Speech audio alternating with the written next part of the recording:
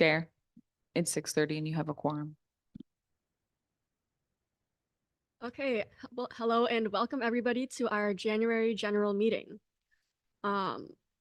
We can call this meeting to order at 6:30 p.m. Okay, so we'll do roll call. Do we have Commissioner Mishra here?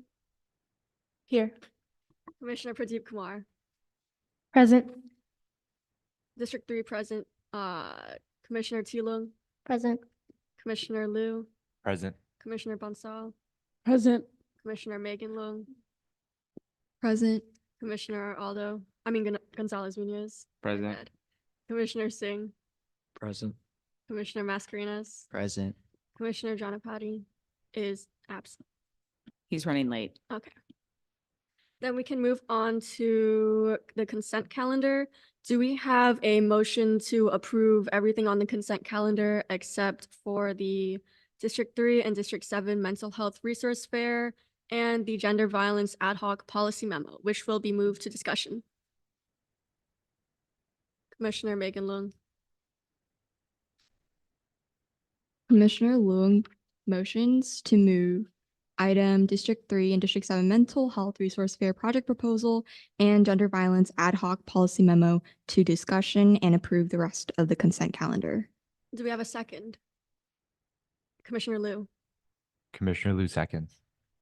Okay, then all in favor, we're gonna vote.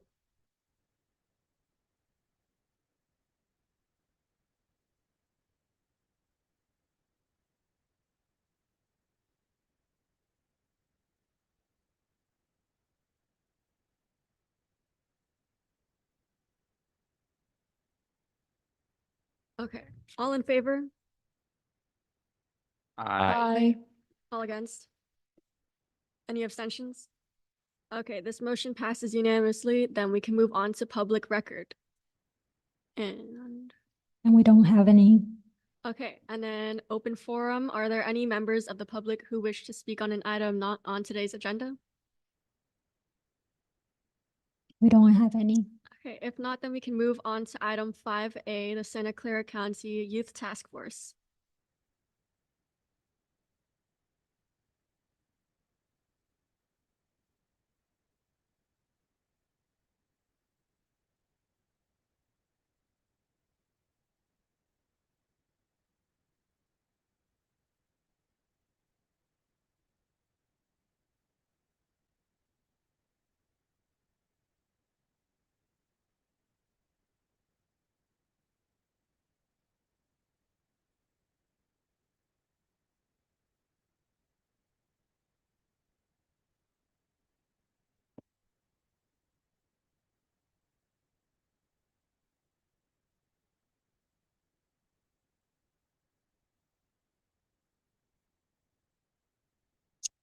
Hi, everybody.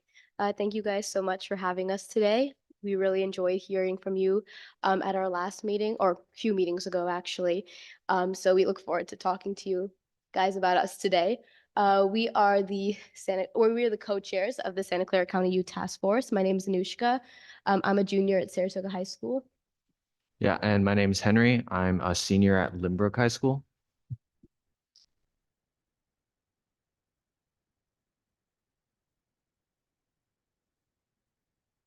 So this is just what we're going to talk about today. We can move on to the next slide. Yes, so we were established in 1975 as a youth commission, and then in 1999, we were Brown acted. We are a representative body of 16 county youth, and we assist and advise the Board of Supervisors on matters that pertain to us. We have kind of gone around through different offices, so it was kind of volatile for us for a while, but right now we're pretty secure under this office, and we're trying to rebuild that connection to the Board of Supervisors, which has been good to see over the past few years. Our mission is to provide a voice for the youth in decisions and the policies of government, agencies, and community organizations that affect the lives of young people. All right, so here's a 12-month timeline of what we've been working on and what has really been going on with the Youth Task Force. As Anushka mentioned, we've been through a transitional period in the past year and a half, I would say. So as you can see here, in September 2022, we were transitioning from the Board of Supervisors, which we started off under the supervision of, towards the OCFP, Office of Children and Families Policy.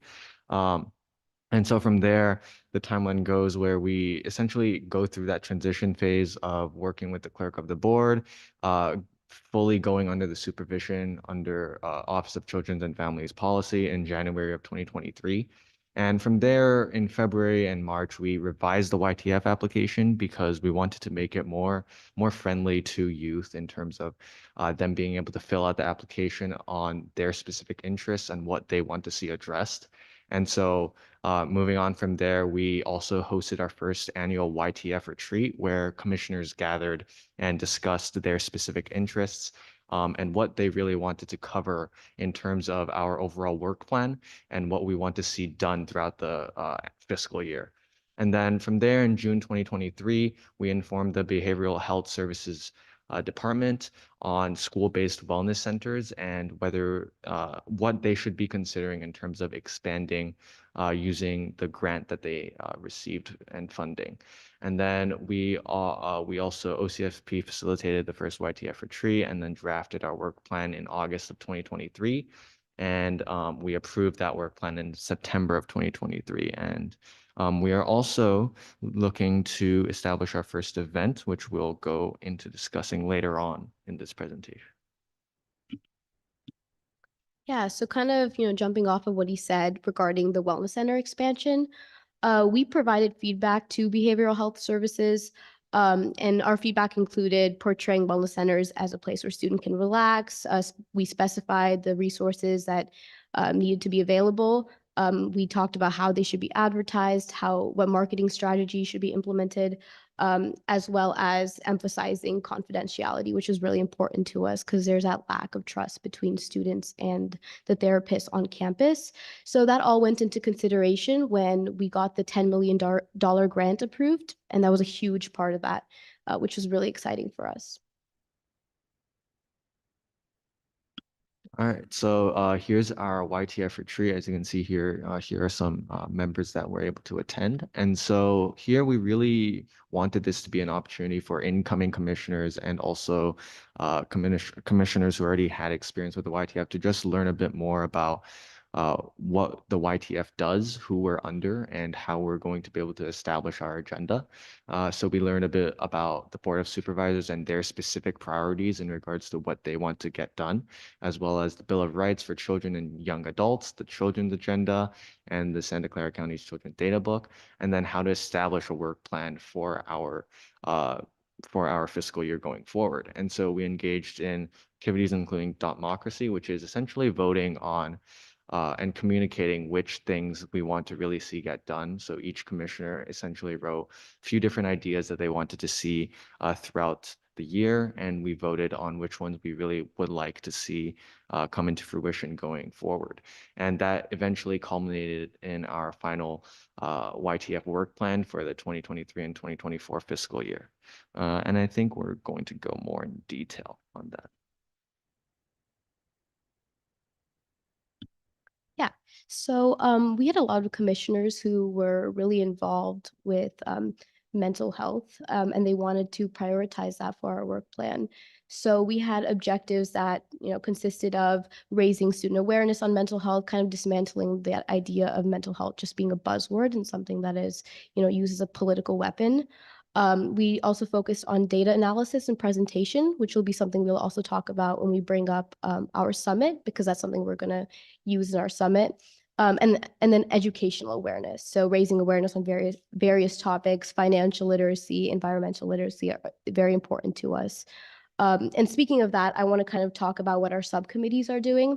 So for our mental health subcommittee, unfortunately, the liaison hasn't gotten too much started for that, but we are implementing a survey, which will go into effect when we talk about our summit and when we collect data from other youth summits that will occur right before.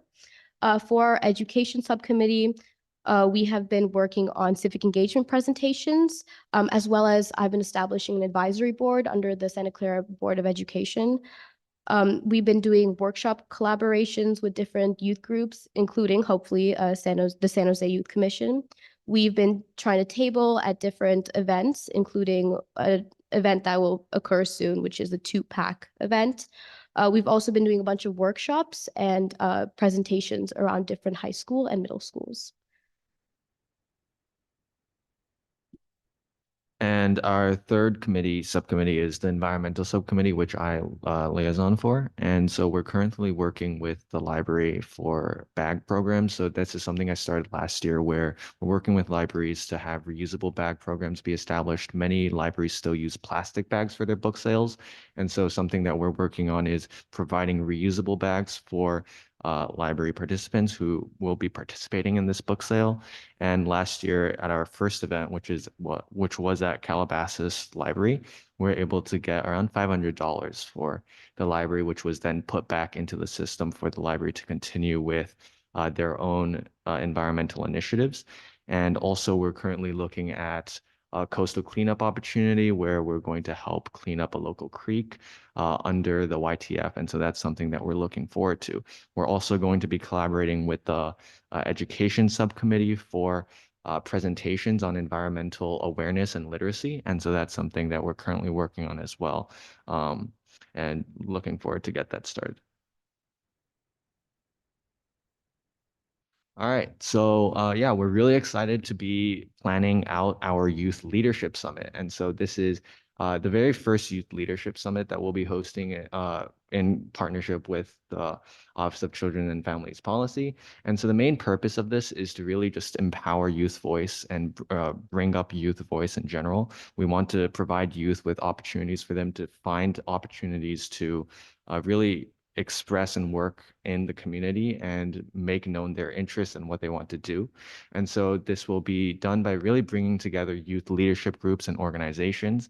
And so helping youth find these different organizations, connect with each other, and have opportunities to learn from each other and generate these different ideas to collaborate. And so the theme that we're really focusing on for our Youth Leadership Summit will be student wellness. The date is up here, which is April 27, 2024, and the location at Oak Grove High School. We would really love to see whether it's possible to have some sort of partnership with you guys in terms of having you guys as a panelist or some other capacity. And I think it would be really interesting if you guys would be able to come in and also table potentially and work together with other youth leadership groups in this opportunity. So yeah. Yes, thank you. We're open to any questions. Thank you for your presentation. It's great that some youth on the county are really interested in issues such as mental health. It's a trend also occurring in the Youth Commission. I was curious in the slide about oh, my bad. Do we have any public comment on this item? We do not. Okay, then we'll open it on to commission discussion and I'll resume. I was wondering in your slide of the work plan goal for educational awareness, how has the youth task force integrated or considered historical inequities when promoting resources and events? Yeah, so that's a great question. Thank you. So when you say historical inequities, are you talking about like inequities in school systems and how we're looking at that when we present to specific schools? I was just curious because that was the wording that you used in the slide. So if you could like go into more detail of what you meant by it. Melissa did write the slides, so I'm also wondering what that is. Sure. So the term historical inequities actually came from one of our commissioners because he was mentioning various historical events. Unfortunately, I can't remember them right now. Oh, has that jogged your memory? Yes, Okay. sorry. So we have a commissioner who's really interested in local youth activism. So he has been doing a lot of historical research and he's been basically dying to present that to middle and high schoolers. So when he says historical inequities, I'm assuming that's what he was, trying to speak to. But, I can't be too sure because he's working on civic engagement right now, which is a specific topic. Got it. Thank you. Yeah. no problem. Commissioner Liu. Okay, that's me. Okay. One of your work plan initiatives is also data analyzing and presentations. A lot of it centers or seems to center around mental health, right? Is that data analyzing specifically on mental health, or is there other things that you guys are analyzing? Yes, so that is specifically on mental health. Mm. There is a youth summit that takes place right before our summit. The issue with that summit, though, is it doesn't actually take place during, it takes place during school timings, basically. So that is why we wanted to prioritize our summit because, again, it's a lot more accessible for youth. But something great that that summit does do is they do end up publishing a data book, and that has a bunch of different data analysis do in like different capacities, but they have one that's specifically around mental health. And so our mental health subcommittee is going to utilize that. And we're also going to utilize that when we do a data walk during our own youth summit. Thank you. Commissioner Megan Lung. Hi, okay. So I'd like to pivot to your guys' upcoming event on April 27th, the Youth Leadership Summit. Yeah. I think it looks great. I think that you guys also planned it on April 27th, and we also had initially planned an event on April 27th, but of course, we're open to communicating on possible ways to collaborate or just to see how these two events can pretty much coincide. I'm actually wondering how you guys will be incorporating mental health into the project because it's titled Youth Leadership Summit. It does say the theme is student wellness. Yeah, just like let me know how you guys are using mental health in the whole summit. And I also see the Eastside Union High School District Mental Health and Wellness on your slide. So I'm just curious, like how you guys working with them? How you doing? So we are going to be working around mental health in a variety of ways. One, again, as I talked about before, we're going to have a data walk, which is kind of around and that is just kind of around the data that we received from the previous summit. We're also going to work with Oak Grove High School and do a wellness center tour, which will be really cool. That'll be one of the events that's allowed for you to do.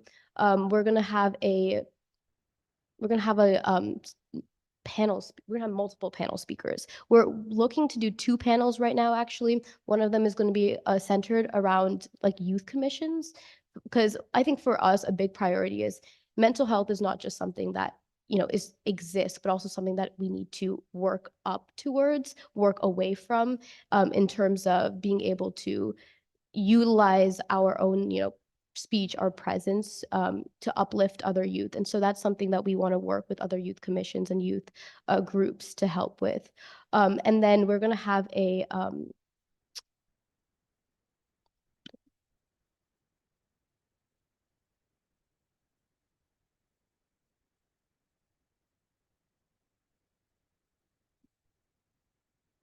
yeah, so right now we haven't finalized our keynote speaker, but we're trying to work with one of them focuses on mental health and that intersection between mental health and education.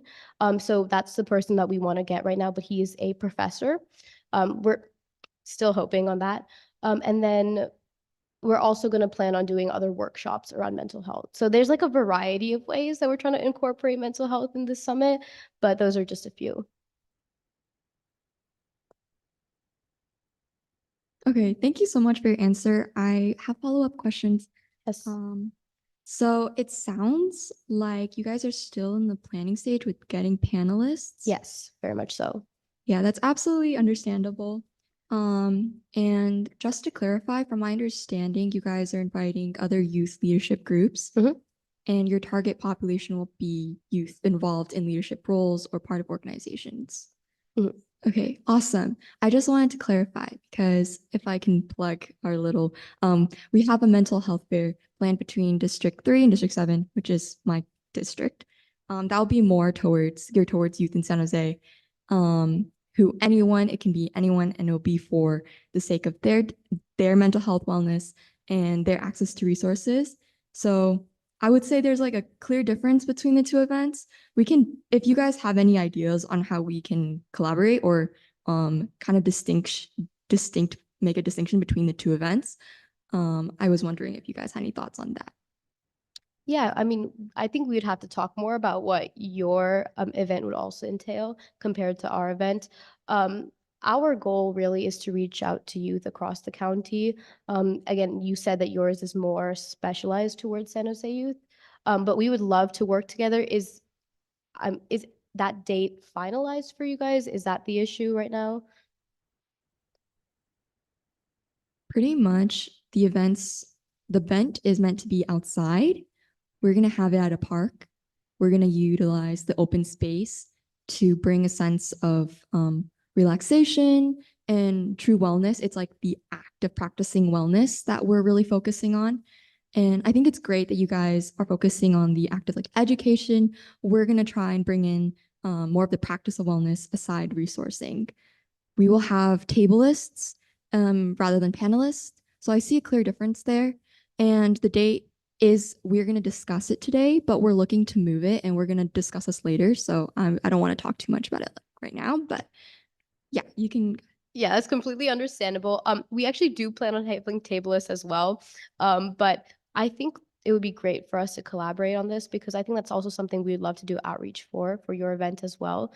Because again, at the end of the day, it's great to do outreach for both events. So, of course, since you are also in the planning stage, we would love to collaborate more with you and talk more after this meeting. All right, we'll be moving this towards the end when we will have discussions about the date for our mental health. Thank you. Yep, thank you. Does anybody else have any questions? All right, you guys are free to stay until the end because that is when we are discussing our event.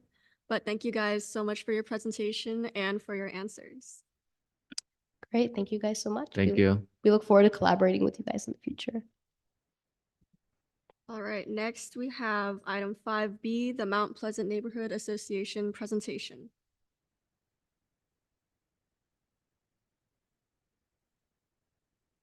Hello, can you hear me? Yes. Hi, apologies. This is Melissa Gott Lopez. I apologize. I came in right at this moment. I had an earlier meeting, so I didn't kind of get any housekeeping. I believe, am I controlling the presentation or is somebody else controlling the presentation? Apologies on this.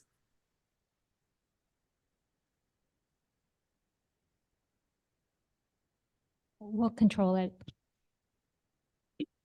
Okay. So, okay, let me go ahead and give an introduction then. My name is Melissa Gott Lopez. I am the president of the Mount Pleasant Neighborhood Association.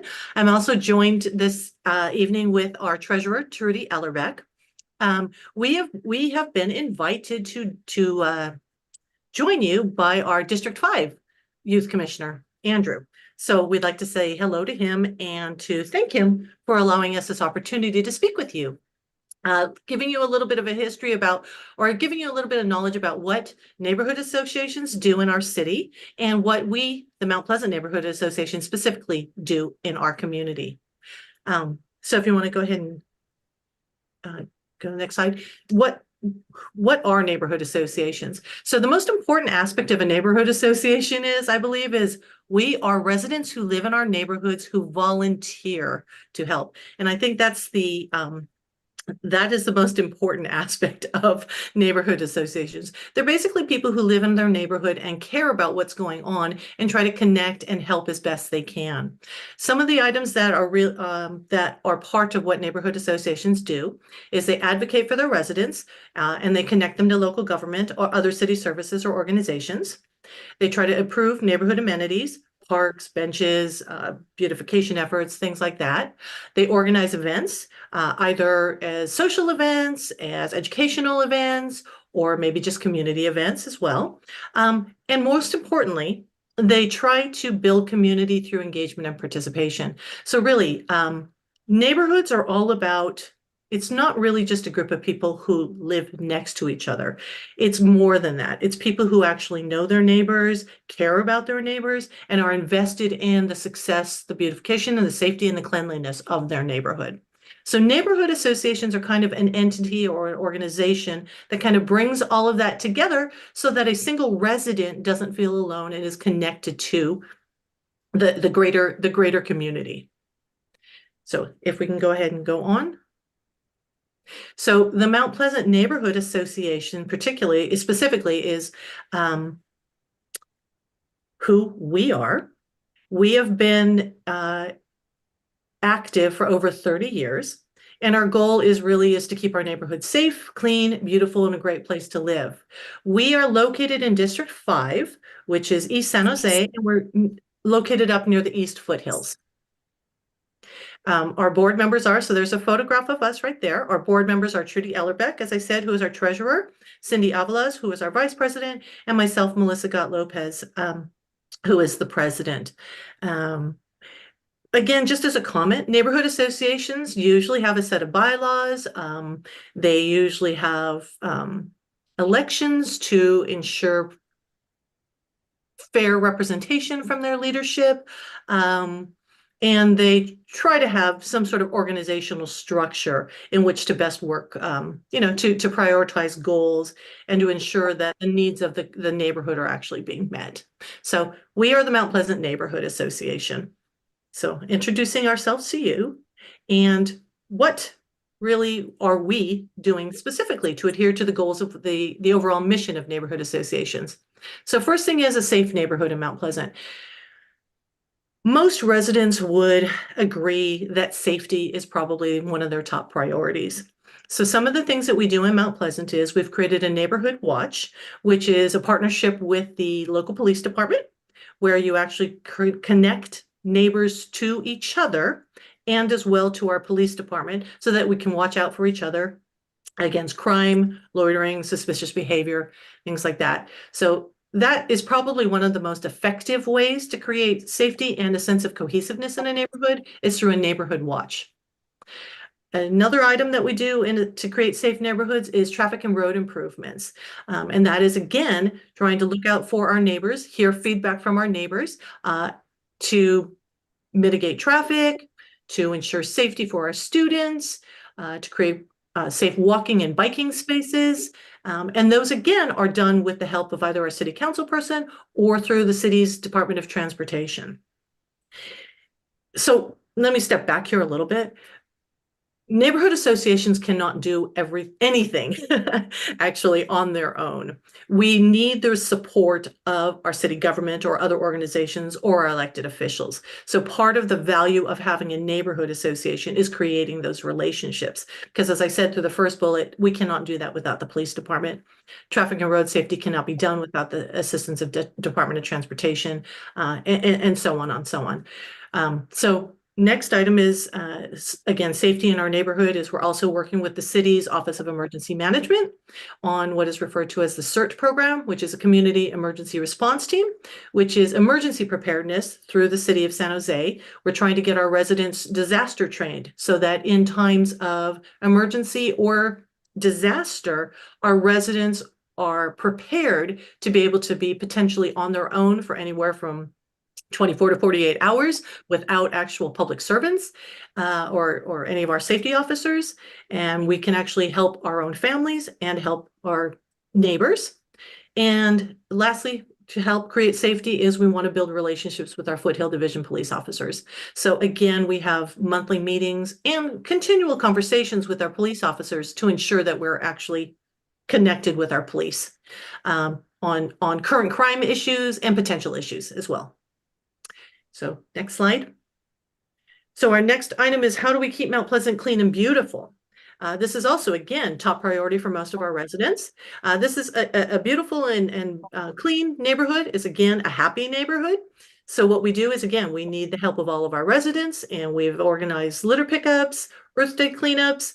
We've done tree planting because, again, we also recognize that healthy environments and beautiful neighborhoods are green. So we encourage tree plantings, again, by working with outside agencies, our city forest, and any other organizations, community organizations, and city services to be able to encourage tree planting. We have painted utility boxes throughout our streets. We've created murals. And we've also worked with our residents to create little free libraries, which are, in essence, little kind of giant bird boxes in front of people's homes where people can actually bring a book and take a book to encourage literacy and to kind of, again, create a feeling of community through our neighborhood. And then we also continue to support our open spaces and our park. So next slide. And then again, how do we continue to make our neighborhood a great place to live? Which again, after safety and keeping our neighborhood clean and safe, what do we do to engage our residents and make them feel as if they live in part of a community and that they're happy to be there? So some of the things that we have done is we've created some free art classes. So we've actually had our local residents who have skills or crafting expertise, and we've actually created jewelry making classes, paint classes, other types of activities, children's crafts. We have tried to do large block party events. One that we started about 2 years ago was called our One Community event.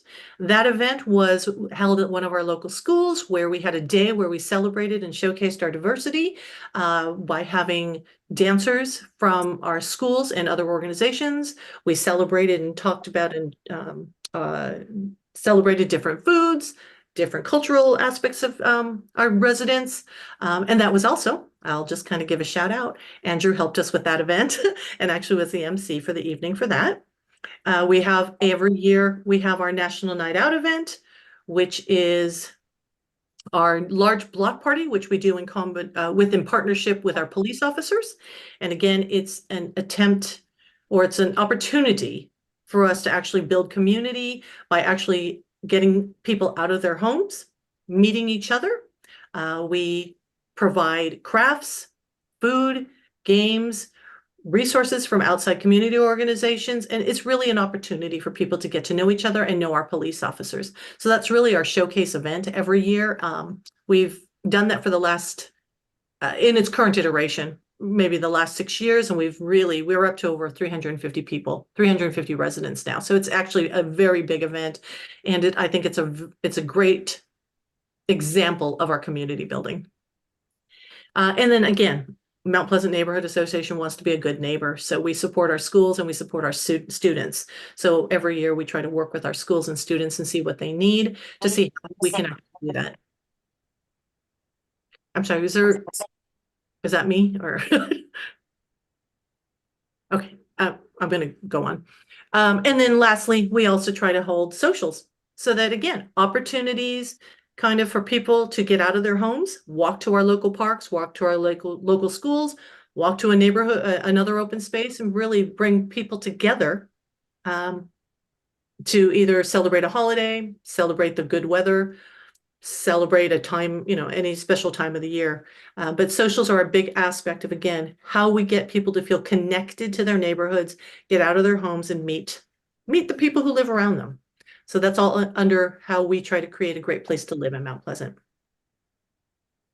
So next slide. So really, with all that, why do neighborhood associations matter? Why are we doing all that? Really, the reason we're doing this is we are volunteers who want to ensure that we are doing what we can to continue to better our local community.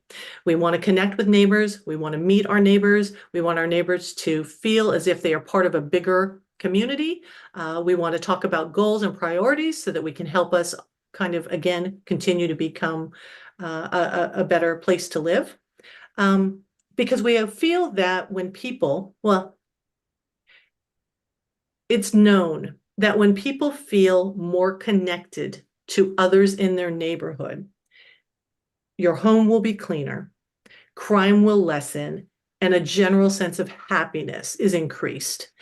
So neighborhood associations outside of, any city program or anything that schools can do, neighborhood associations are, I think, an extremely important part of how we as residents can empower ourselves to actually build communities and create a better place to live. So that's why neighborhood associations matter. That is why I personally became involved in my neighborhood association, and why Trudy and I and Cindy do the things that we do, because we believe in a safer, cleaner, and happier place to live. And we're happy to get us to that goal with all of the things that we actually just brought up. So next slide. That in essence tells you what a neighborhood association is and what we do. We also have, again, if you have any more information or questions, you can always email me, mpnasj@yahoo.com. Or also, I would love it if you guys would, I know Facebook might be a little old for you, for the Youth Commission, but we have a Facebook page where we actually share a lot of our events and the things that are going on in our neighborhood.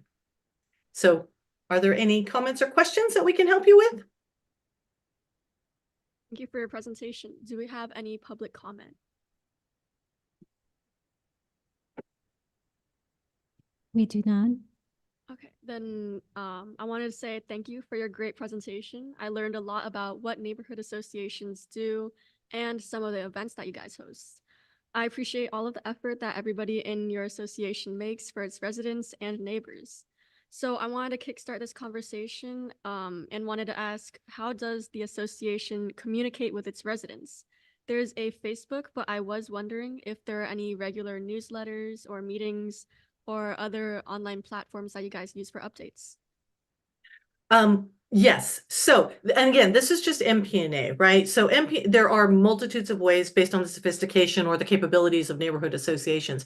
We personally do not have a newsletter. We work through our Facebook page. We have an email list, and we use we use Nextdoor a lot, and we partner a lot with our schools. So a lot of our messages that we have to put out through our school community. So we very much rely on them because we, again, believe families make up a lot of our neighborhood.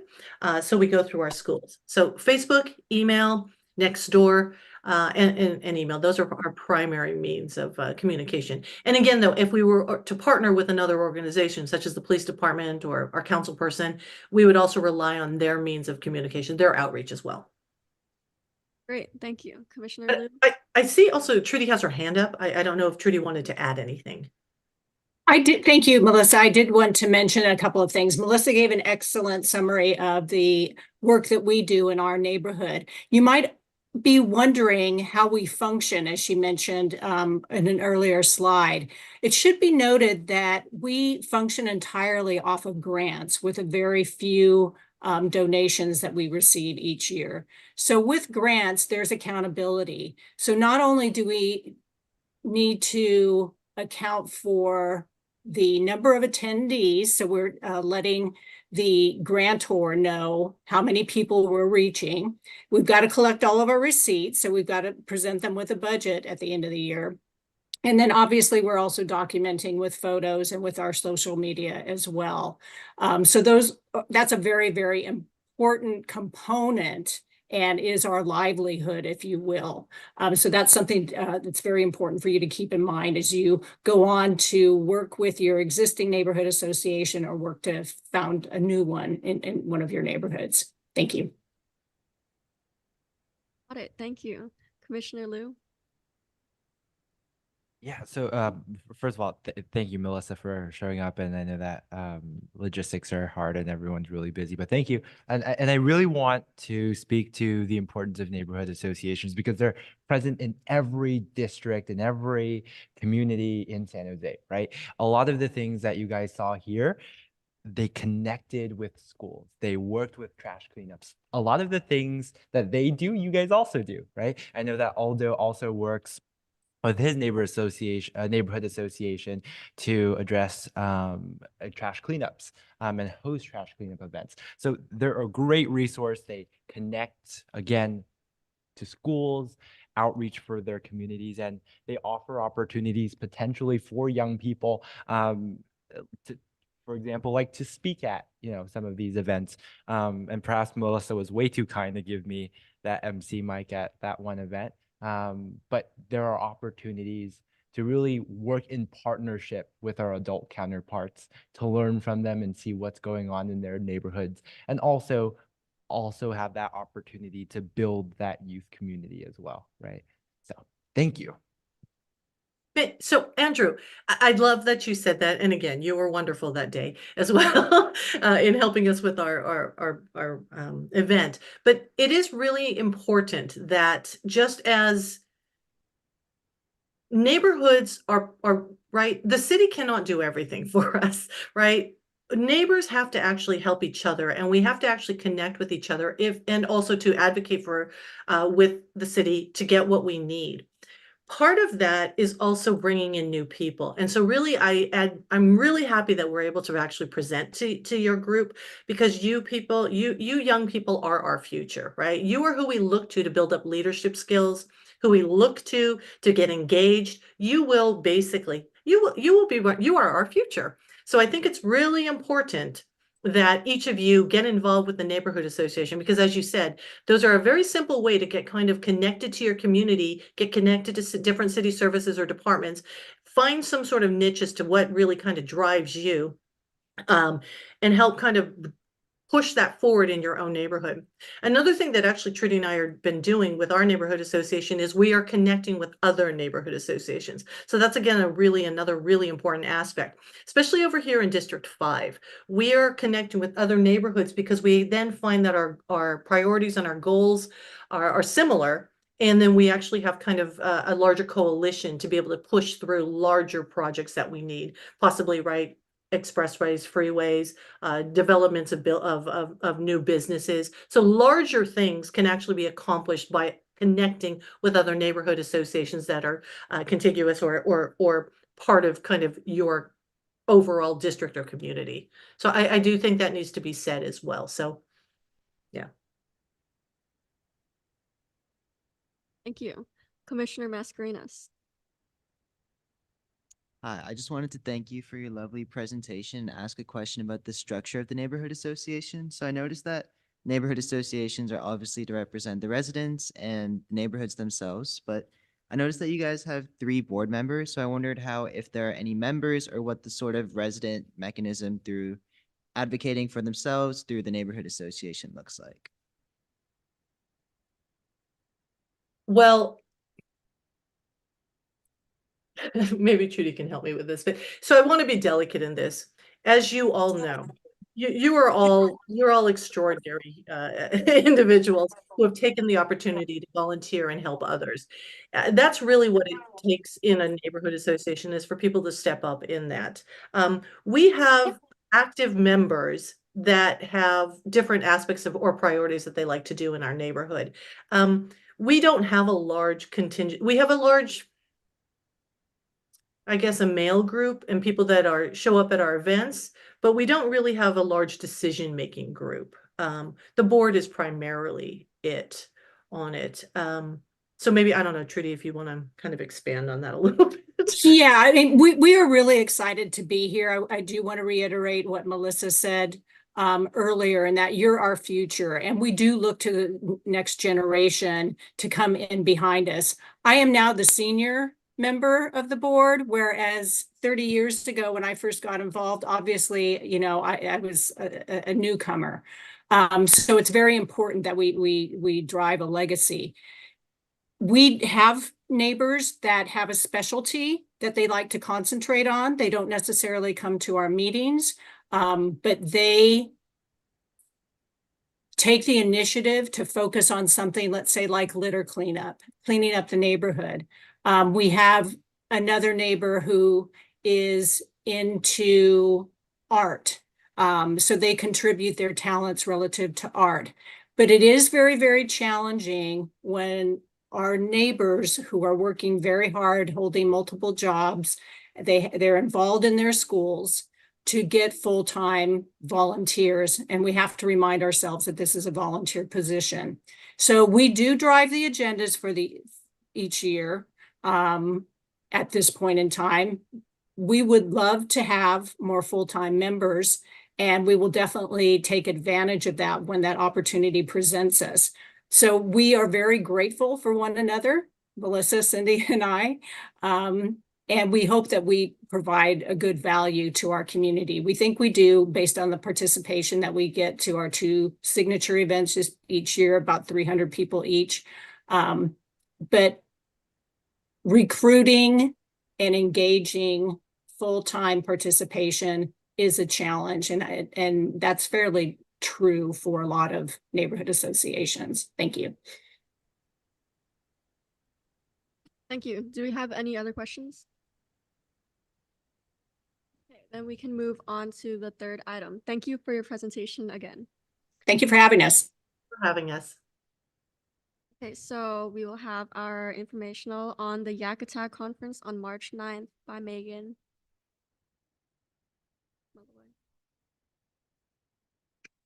So there is, as you all who attended the Yak Social in October, November, it was early November, I believe. The same group, the YTRS, is coordinating with other youth commissions, youth task forces, youth advisory councils, youth teen advisory boards, all of those YABs, tabs, yaks. They're hosting the Yak Attack Conference, which your ideas, if you attended that social, help to contribute and build. It is Saturday, March 9th. It is in Burlingame, so there is travel required, but it's not that far off a Caltrain stop, so that is something that we can do as a group. I do need to know who wants to attend, including your Yak members, as there is, I do have to RSVP and there is a registration fee. So if you have any questions about this event, you are more than welcome to ask them and I can answer them as best as I can. But for those of you that want to attend and your Yak members, please find out as soon as possible and let me know by the end of next week. Thank you. Do we have public comment? Okay, then we can open it up to commissioner discussion and we can start off with T. Lung. Commissioner T. Lung. Yeah, I had a question about the $20 thing. Would that be covered? Yes. Okay, cool. I don't think I'll be able to make it because I have a conflict, but I would love to send some of my Yak If you have members. Yak members, please let me know. Yes. And then I need to coordinate with them because we will be traveling together or they have to secure their own transportation. Got it. Sounds good. Will be very early in the morning. I already planned it out. I mean, like 7 a.m., you guys. So like, know that. Does anyone else have any questions? Okay, thank you. Thank you, guys. We will be moving on to item 5D, the Mental Health Resource Fair project proposal, and it will be presented by Commissioner Megan Lung.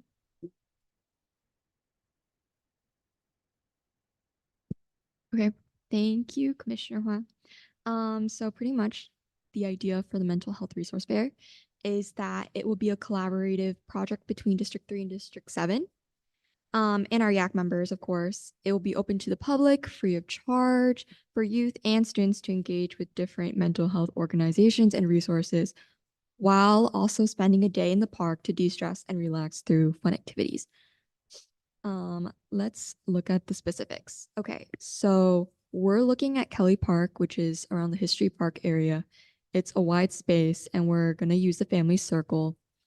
And it would be planned, it's currently planned for April 27, 2024 from 10 a.m. to 1:30 p.m. But we were made aware of a conflict because the Santa Clara County Youth Task Force also has an event on that day. It was the one they presented, the Youth Leadership Summit. We would like to discuss right now and also revise that date to April 28th, which is Sunday, and the day afterwards. Commissioner Huang, would you like to add to that? Yeah, thank you. So you've got Commissioner Lung explaining all of the details for our project proposal. We would like to amend the date if needed, but I wanted to open it up to public comment first. No.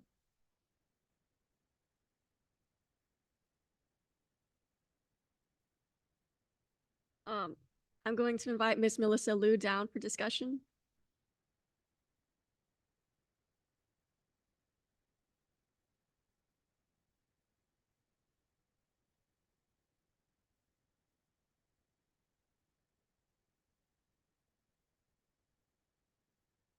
Thank you, commissioners.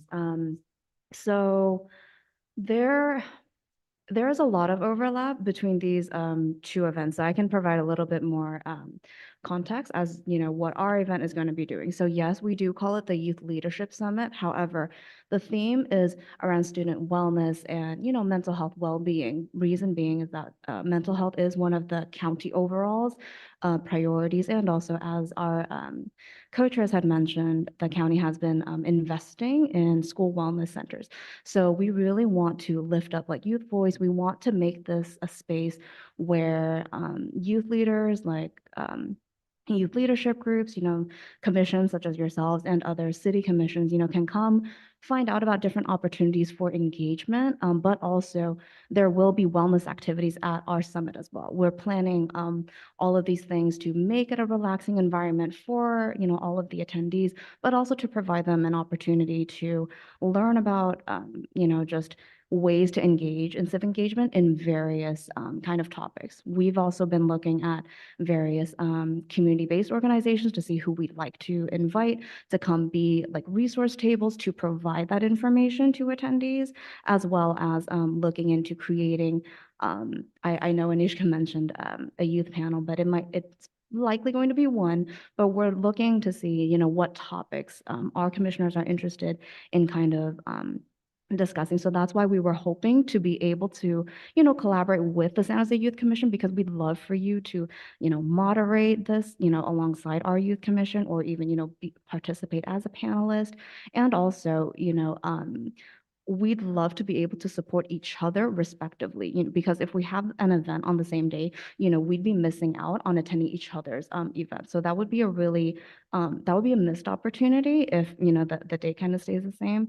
But so that's why we're hoping for a collaboration, because the themes do overlap. It might sound a little different, but that's because, you know, our focus is we want to uplift, you know, youth leadership, you know, to give students, attendees, like a chance to really engage in various opportunities.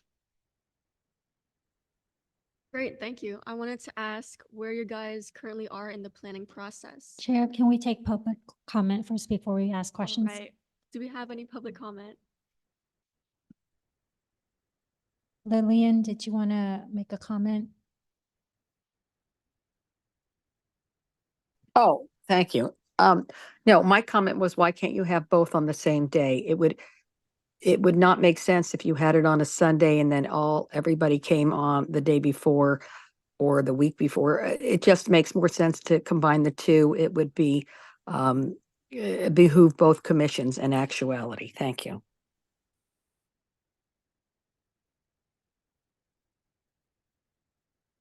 We've definitely given a lot of thought into how we can collaborate.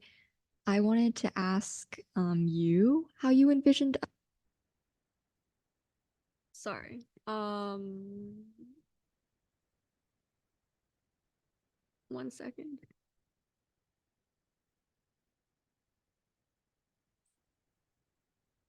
Mr. Hong, should I continue or? Chair, you get to call on who speaks before they Oh, speak. right. Okay. I gave her a nod of approval, so my bad. Commissioner Megan Lung, you may go. No worries. So my question again was how you envisioned us collaborating exactly. So as mentioned, we are in the planning phase of how we kind of want our youth panel to be. We really want this to be youth-led, especially by our youth task force, because our office supports them. So we're looking to see, you know, what aspects of, you know, the panel do they want to really look at. So we're asking them, what questions do you want to ask, you know, to the attendees, so that we can then facilitate this panel. So some things that have come up are, I believe it's student athleticism and mental health and how that's related. Potentially having like a nutritionist come and talk about the intersectionalities of, you know, food, sleep, rest, wellness, you know, for students, attendees. So all of that to say, you know, because you know, the San Jose Youth Commission has come to present, you know, to our youth commissioners, and then we have also respectively presented. We'd love to be able to have this collaboration in what aspect, you know, we'd love to continue those discussions to see, you know, whether you come join as a panelist on whatever topic it is that we decide on, or if you might be able to help facilitate, you know, moderate that topic, come, you know, be a resource table to tell other youths like, hey, you know, we're in San Jose, we have a youth commission, you know, because sometimes it can feel, because I can speak for our commissioners that, when the San Jose Youth Commission came, they were super excited to, have an interaction with another youth commission, because it feels like they've kind of just been doing the work individually, like on their own, not knowing that there's other commissions around. So what capacity that looks like, we are very open to that discussion, but we would love to work together. Okay, so that's really great. I love how you talked about the different topics. But I think it's still very undetermined how you see us collaborating. And that's, I think, a really big issue because ours is outside and we want it to stay outside for much of the activities we're doing. And yours is going to be at Oak Grove High School, centered around leadership groups and centered around a wellness center that you guys are doing a tour of. So we considered just having them on 2 different days, the 27th and 28th. And the other option was if we were going to make it one unit, Oak Grove, potentially we could talk to you about Oak Grove having an outdoor space that we can continue our planned activities. So maybe you could tell us what you think about that. So a thought or a suggestion would be that, so the reason that our office's event is held in April is because, again, as our co-chair mentioned, there is a youth summit event that is hosted by Kids in Common or Dana Bunnett, if you're all familiar. They release a data book. So the intention of that is to take, data information from that data book, then share it out like in a more easily digestible manner for other students, other attendees there. So a suggestion could be that if the San Jose Youth Commission were to come, because we also intended to invite the San Jose Youth Commission to come as attendees in whatever aspect, but it could be that San Jose Youth Commission comes, take everything that you've learned like from this event and then, maybe push out your mental health resource event later, like just to continue building up on the information that you've learned, because that's what we're doing. We're taking information from the children's data book, trying to see how we can expand on that, how we can gather data, further expanding the work. Thank you, Commissioner Liu. It sounds like this is it's very concentrated with and focused with District 3 and 7, and it sounds like there needs to be a lot of detail that it needs to be discussed, and I think the task force would benefit from having commissioners in that discussion. If I'm right, I'm just wondering how this connects to other commissioners and how we could possibly table this for approval, and you can continue discussion on your own. But Commissioner Liu. All right, we should definitely wrap this discussion up. And yes, to clarify, I don't know. Okay. Yeah, so it's very just District 3 and District 7. So if you wanted us to come to your event, like we have a lot of commissioners who are not connected to this specific event. Yeah, so it sounds like we need more collaboration out behind the scenes for this. So I'm going to ask for a motion to defer this item to the February general meeting so that we're able to work closely together. Do we have a motion?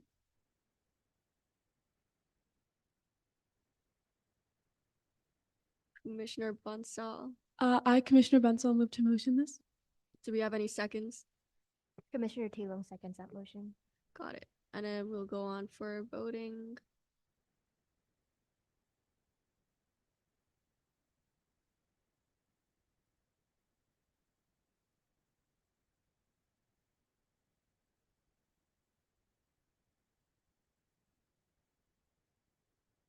Okay, we can do verbal voting. All in favor? Aye. All against? Any abstentions? Okay, then this motion passes unanimously. And thank you, Ms. Liu, for your presentation and for our discussion. We'll be sure to reach out again for any closer details that we need to look at. Moving on, we will go on to item 5E, the Gender Violence Ad Hoc Policy Memo. of implementing helpline placards and restrooms presented by Megan Lung.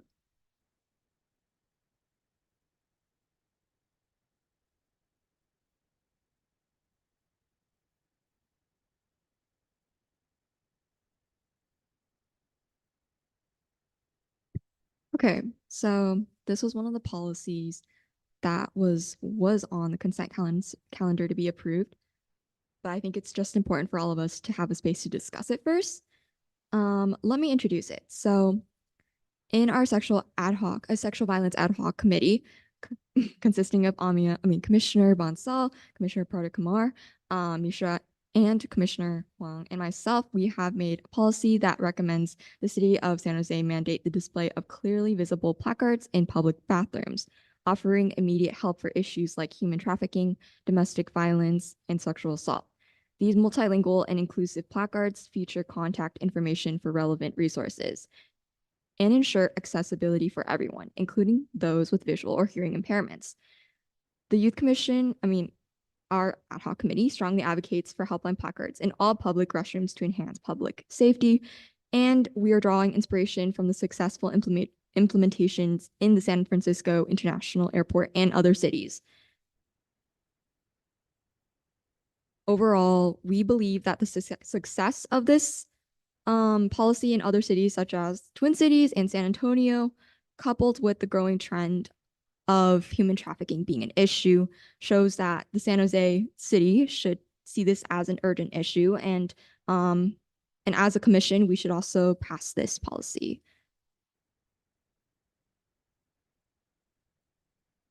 All right, thank you. Do we have any public comment? No, we don't. Okay, then we can go on to commission discussion, and I want to open it off by expressing my support for this policy memo because it is a very important issue, and I believe that it is pretty feasible on the city level for this to happen. Commissioner Liu. Yeah, I also want to state my support for this. It sounds like a lot of it is within the city's jurisdiction, and it's very much inclusive of residents, adhering to people with different impairments. So I expect support.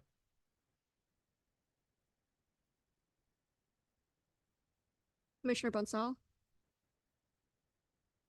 I also just want to say that I do support this as well. I think sexual assault and violence in general is a big issue, and the fact that these plaques are going to be, catered towards many different languages and disabilities is great. And I think that we should all, work with it. Do we have any more discussion from commissioners?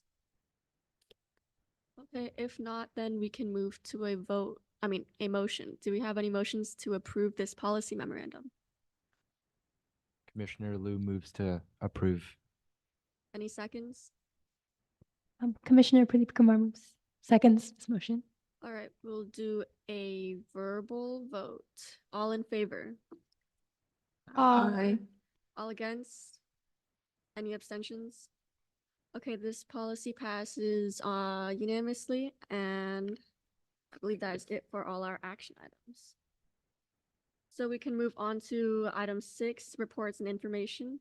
We have City Assistant Manager Laura Buzo in person.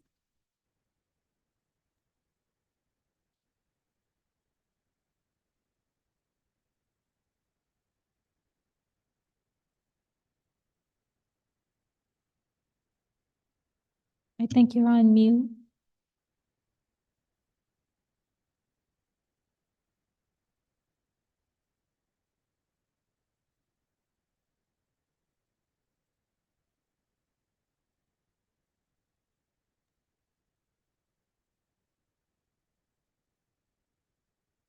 Can you hear me now? Yes, go ahead. Hello? Yes, we can hear you. Hello, can you hear me? Yes, we can hear you. Hello, can you hear me? Okay, thank you. Sorry about that. Don't know. I think it might be my connection. Well, good evening, commissioners. I apologize. I'm not able to be there today. I'm actually stuck in the office completing some projects, but I'm happy to see all of your faces this evening. This is Laura Buza with the City of San Jose, Assistant to the City Manager's Office. And as you may recall, we are in the process of developing the Children Youth Services Master Plan. I want to say that we are very close. And I had hoped that we would be able to present you the completed master plan this evening. However, we are in the final design phase, and so the timing just didn't quite work out. So we are going to be presenting the draft of the master plan to the Neighborhood Services and Education Committee on Thursday, February 8th. I have spoken to library staff, and as soon as we have this draft available, we will make sure that we email it out to all of you, and we hope that you have an opportunity to read it. And I will come back at your March meeting your February meeting to come and give a full presentation on the master plan. And then from our February 8th Neighborhood Services and Education Committee, the master plan will be cross-referenced to City Council. Right now, we're currently looking at February 27th. So that's a day after your meeting. So what we had hoped is that you would have an opportunity to review the master plan and be able to support it as we go to City Council the next day. I know that doesn't give you much time, but we're hoping that you'll have some time to review it before we present to City Council. It's just our timing didn't quite line up to your meetings. We are saying that the master plan is in draft form until it goes to City Council and it is adopted. And so I'm happy to come back also in March once it's been adopted to give any other updates pending City Council comments and remarks based on our presentation. Do you have any questions for me? Thank you. Are there any commissioner questions? I wanted to say thank you for working on this project for so long. I know that a lot of work has been put into it and that it will all go for a very good cause. Commissioner Liu. Thank you, Ms. Buzo. I was wondering, okay, so it's going to be presented to the Youth Commission the day before council votes on it. I was wondering if there's an opportunity for the office to maybe send an email or an update to review it further in advance. It's still in draft form. So does that mean that youth commissioners or any person would be able to make like comments or suggestions, or is that too last minute to do?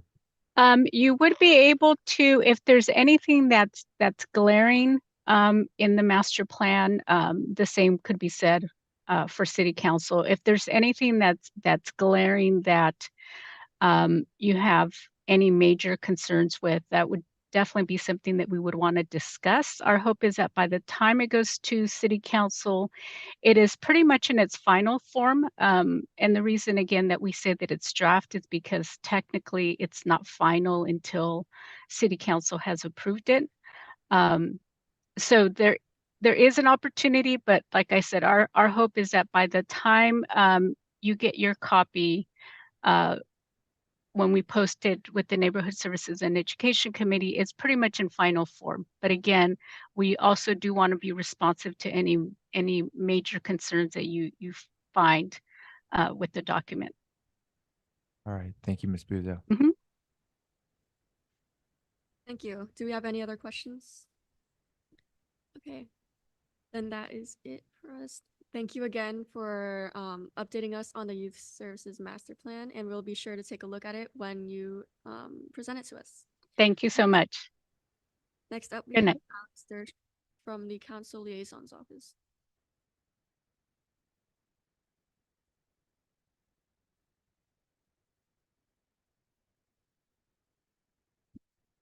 Good evening. Good to see you all. I'm just going to present a quick report of some recent council actions and updates about different projects and policy items happening in the city that we wanted to share. So firstly, the city council, since you last met, has met 3 times on December 5th, the 12th, and then January 9th. On December 5th, there's 2 items I'd like to share with you. One of them on item 2.15, the council enabled 4 affordable housing developments to move forward, which will collectively result in the development of up to 755 new affordable homes. And then at that same meeting, item 10.1, council eliminated commercial space requirements for 100% deed restricted affordable housing and requested that staff present options to the council in the future for a potential ordinance that would allow separate sales of accessory dwelling units. At the December 12th meeting, City Council on item 3.9 passed an ordinance prohibiting foreign-influenced business entities from making independent expenditures, campaign contributions, or contributing to independent expenditure committees in city elections. Then item 3.11 at that council meeting, City Council passed a resolution from Vice Mayor Kamei, Councilmember Davis, and Councilmember Foley to declare the city's commitment to affordable childcare. And on January 9th, item 4.1, council amended the city's cannabis regulations to adjust the requirements for when a non-medical cannabis business can register with the city. Then on item 8.1 of that meeting, council approved a plan on the city's plan to end homelessness and adopted an implementation plan that outlines ways to track progress, updates, and outcomes. Regarding some recent policy and project updates on the city's housing element, the California Department of Housing and Community Development reviewed the city's revised housing element and returned a letter to the city that required further revisions. Staff subsequently conducted additional community outreach and further revised the housing element to respond to HCD, the state's concerns. The city expects to receive feedback from the State Department of Housing and Community Development by the last week of January. Then regarding the Stevens Creek Boulevard Corridor Vision Study, the steering committee is going to have its next meeting on Thursday, February 22nd at Cupertino City Hall from 10 a.m. to 12 p.m. Regarding the proposed Costco at Westgate West in District 1, the draft environmental impact report was released for public review on December 15th, and the review period for public comment ends February 20th. Regarding the El Paseo de Saratoga Signature Project, also in District 1, the property owner filed an application to alter the approved project in order to ensure that the planned Whole Foods portion of it can be constructed in a timely manner. Plans for the remainder of the reconfigured project were recently submitted, and these revisions affect buildings 1, 2, and 4, as well as to reduce the total number of homes in the project to 747, plus an additional 120-room senior residential care facility. Then on the Saratoga Avenue safety improvements in District 1, work is anticipated to be completed in spring of 2024. I also wanted to share with you an event upcoming that Vice Mayor Kamei is hosting. On February 2nd from 5 p.m. to 7 p.m., we're hosting a Black History Month flag raising event where there will be musical performances, remarks, recognition awards, lighting of City Hall Tower and Rotunda, and a raising of the Pan-African flag. We encourage you all to join us on the West Plaza and Rotunda that day. Thank you.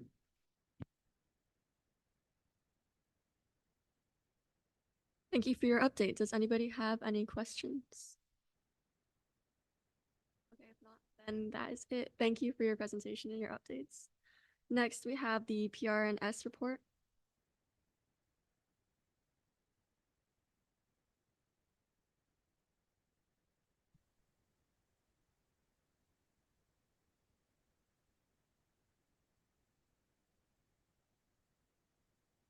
Good afternoon, everybody. My name is Mo. I am stepping in for Lauren while she is out on maternity leave. PRNS updates, the Emma Prush Inclusive Playground is projected to open in March. Viva Kaya dates are going to be announced this week. The recreation leader recruitments are currently open, and the classification hourly pay is at $28.04. The minimum qualifications include a high school diploma or equivalent. Aquatic recruitments are now open and live tonight. And the community service aid recruitment is expected to launch soon. And city facilities will be closed next month for Lunar New Year and February 9th, and President's Day on February 19th. Thank you. Your updates. Does anyone have any questions? Okay, if not, then we can move on to the San Jose Library report.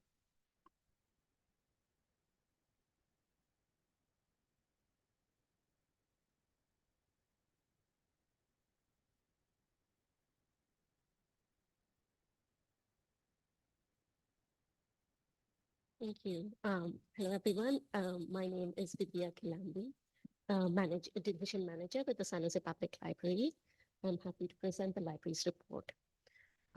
Upcoming City of San Jose holiday closures before our next meeting is all San Jose Public Library branches will be closed on February 9th for Lunar New Year and on Monday, February 19th for President's Day.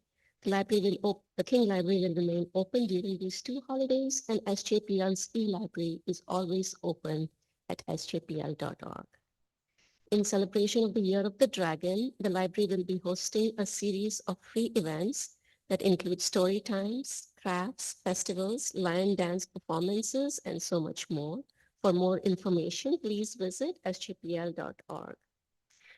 In honor of Dr. Martin Luther King Jr.'s message of leadership and community togetherness, the library hosted its first annual MLK Day of Service on Saturday, June 20th at all library locations. This event gave people the opportunity to give back to their community by helping to beautify their library. It also served as a volunteer away your fines event. The event attracted 110 participants, and over 30 participants regained access to their library account. This year, we also concluded another successful SJPL winter reading program held from December 7 to January 7. The library's winter reading program saw a total of 3,685 participants, which is an increase of 26% from last year. The program invited people of all ages to participate for a chance at fun giveaways and grand prizes. Library staff gave away more than 2,500 books to winter reading participants. And overall, readers logged nearly 64,000 books and read more than 1.5 million minutes in just 1 month.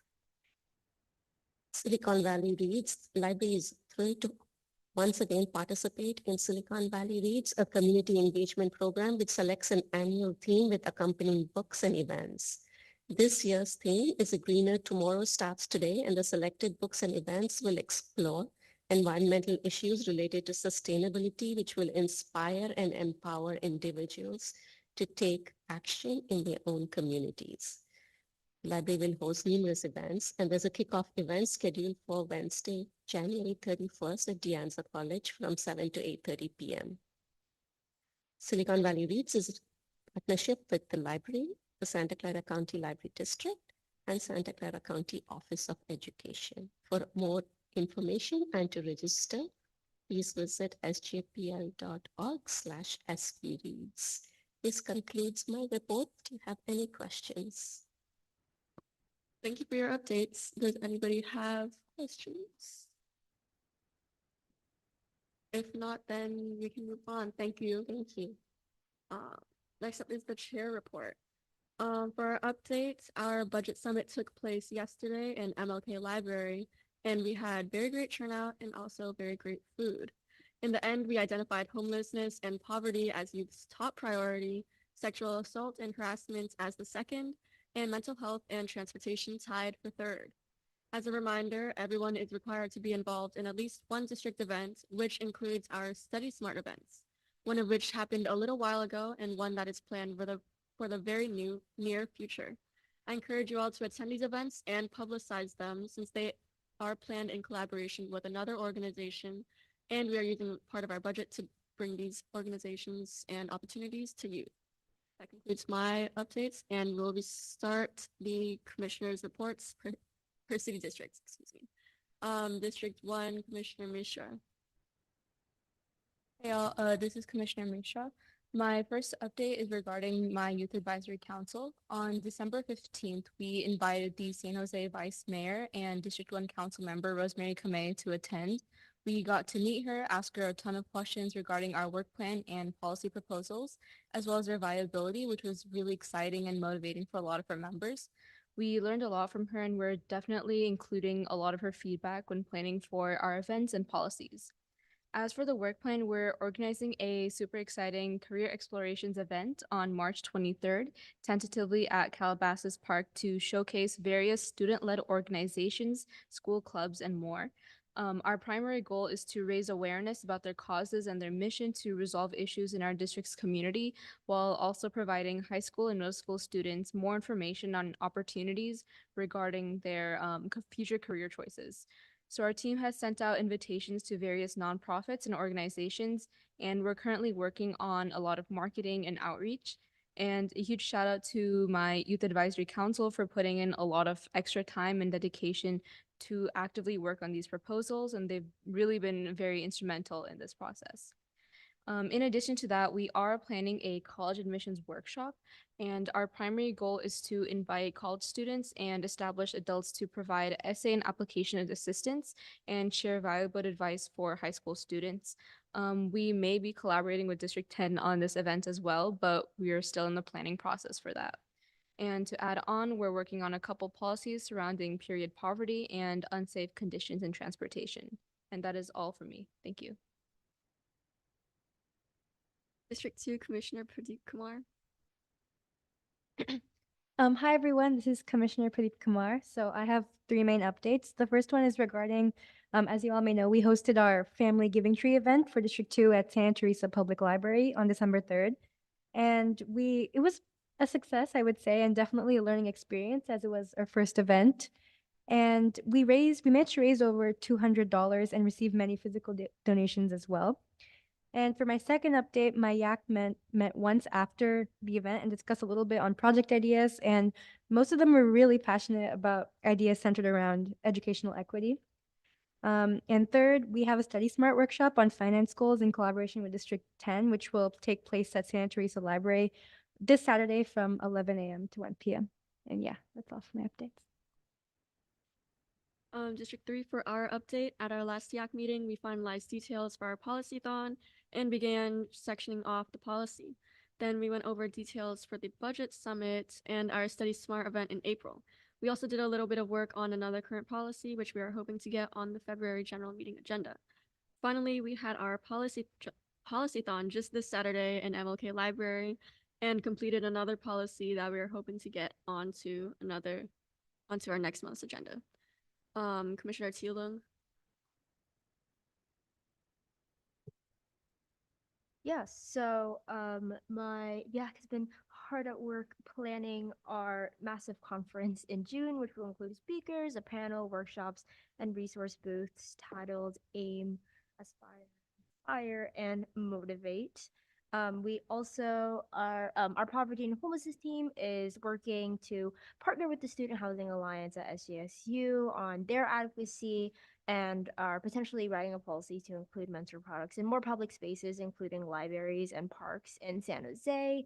And they just finished their clothing drive at 2 schools and are continuing one at, I believe, Independence right now.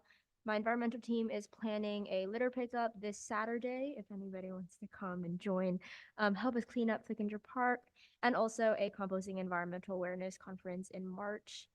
Social racial equity team is planning a Shark Tank Junior event in April, aimed towards improving youth entrepreneurial skills. And our transportation and safety team is working on planning a Narcan and first aid training event in March. But yeah, just also wanted to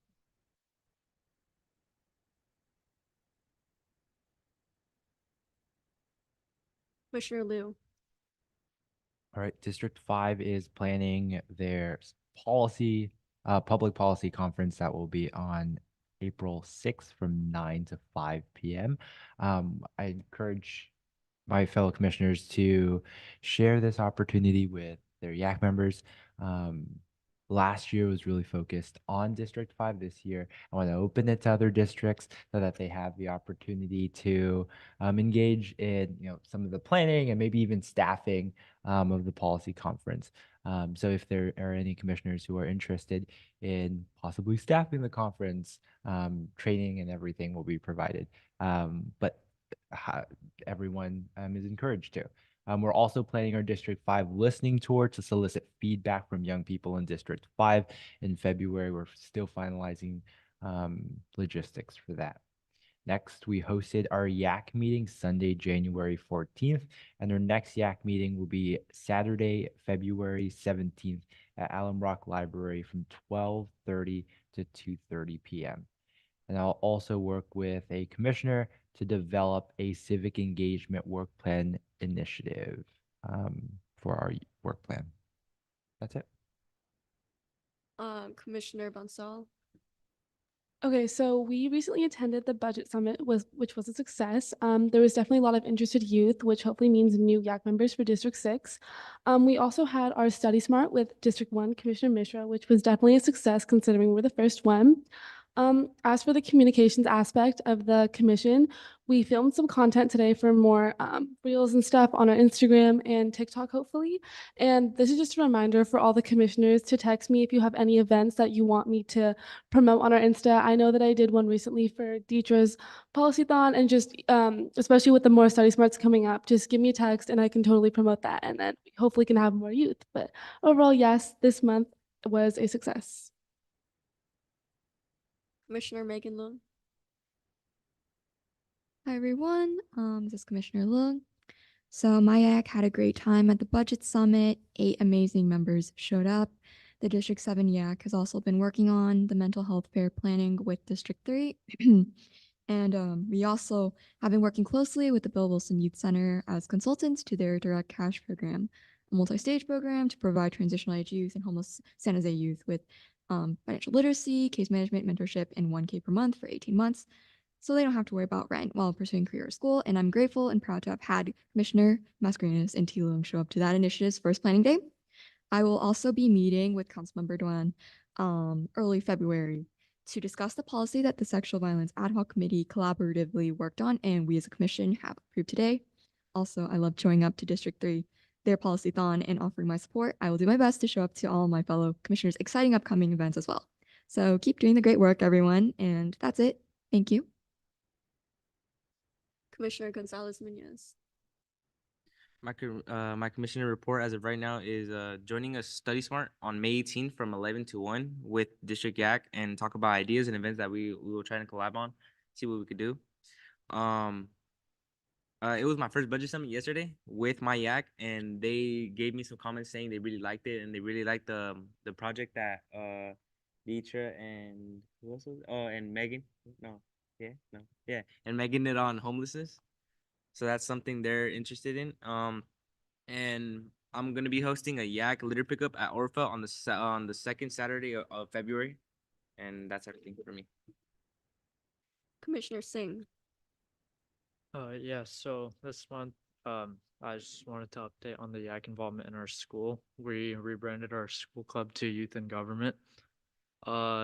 We also had the budget summit yesterday, which my YAC was unfortunately not able to be present in, and we presented the environmental segment with Commissioner John Putty.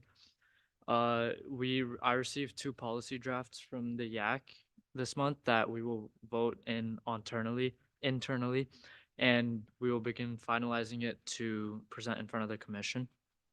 We are also looking to partner with environmental organizations in District 9 for Planting Oaks with the Environmental Ad Hoc Committee, and there's also been attempts to establish connections with the District 9 council member. So yeah. Commissioner Mascarenas. Yeah, so as for the last 2 months, we have talked about a college and career event with District 1.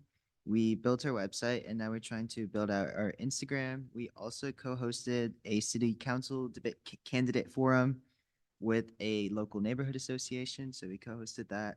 We're also as an environmental ad hoc discussing a tree planting, and my yak came up with an idea, which I will be presenting to the ad hoc about a microplastic awareness week with school spare clubs. There will also be a policy on installing streetlights on the FEB agenda.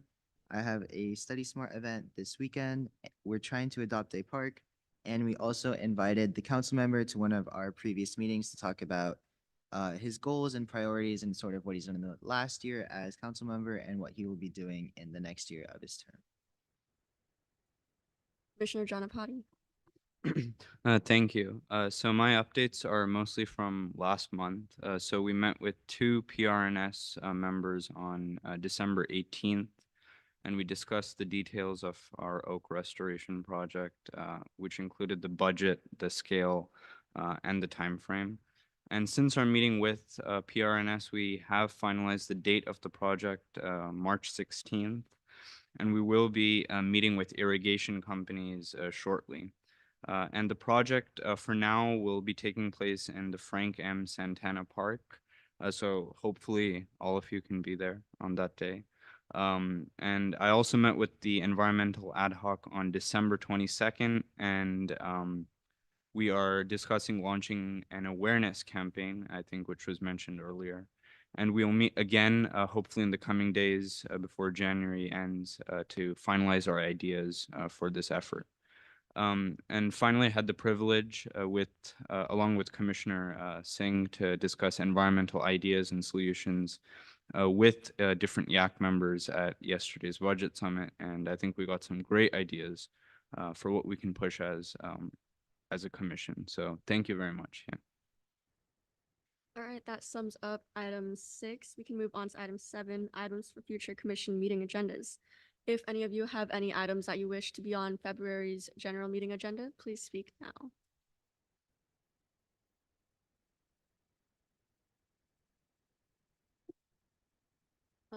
Commissioner Loon? We would like, oh, do I have to say motion? Motion to move the mental health resource fair to the next consent calendar for our next general meeting. We already voted on that.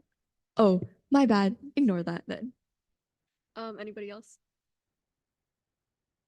Okay, if not, then our next regular meeting will be on February 26, 2024 at 6:30 p.m. here.